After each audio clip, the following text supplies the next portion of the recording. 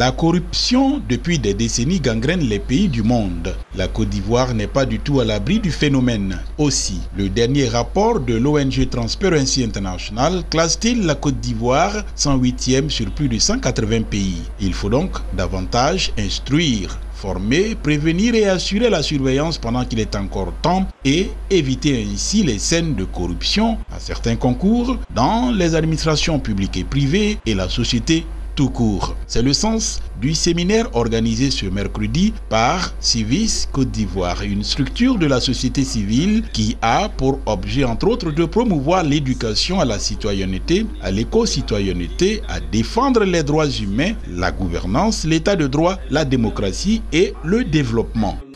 L'État certes doit transposer les lois internationales dans les lois normales, locales et nationales.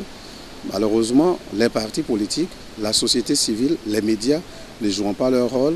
Nous avons décidé d'organiser ce séminaire pour que ces personnes-là, ces groupes de personnes jouent leur rôle qui consiste pour certains, comme la société civile que nous sommes, à informer l'État de ce qui ne va pas, à dénoncer ce que nous pouvons dénoncer et surtout informer, éduquer et sensibiliser le grand public à toutes ces notions de la corruption-là.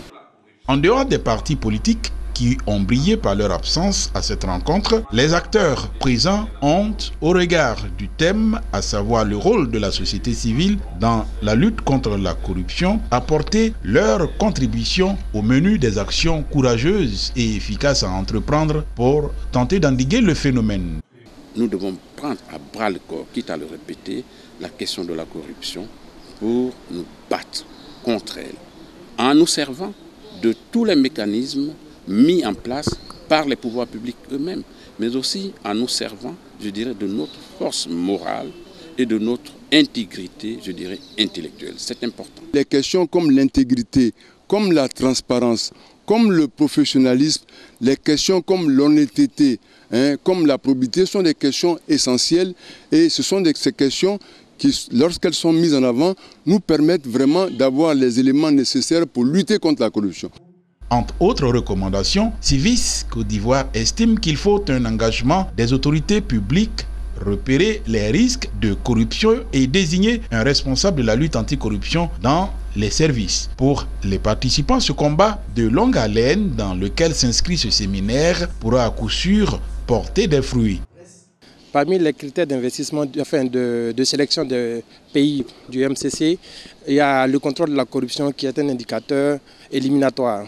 Ce genre d'échange, ce genre de discussion sur la problématique et des entités comme la KIDP, des entités comme l'Observatoire de la presse et tout ça qui œuvrent à ce que la gouvernance s'améliore dans notre pays sont encouragés. La corruption nuit vraiment à l'état de droit.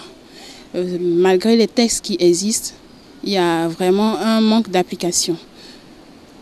Et nous voulons vraiment que ces textes soient réellement appliqués afin de pouvoir lutter effectivement contre la corruption en Côte d'Ivoire. Œuvrer au renforcement des citoyens dans leur capacité de compréhension, d'analyse et d'action en vue de la construction d'une société plus juste et respectueuse des droits humains est une des missions premières de Civis Côte d'Ivoire.